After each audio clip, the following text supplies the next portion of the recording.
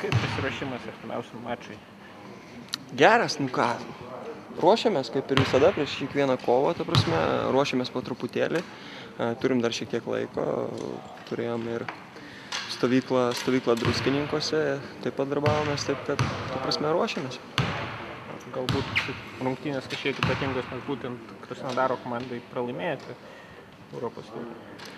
Nu, tai jos yra labai svarbios ir ne dėl to, kad pralaimėjome, bet ir ta prasme, ir labai svarbios, kad patektumėm į kitą etapą ir, aišku, norisi reabilituotis prieš savus žiūrovus ir patiem. Ta prasme, ir dabar geras šansas. Kodėl treniruotis baigėte, galima sakyti, paskutinį šį vakarą? Kodėl?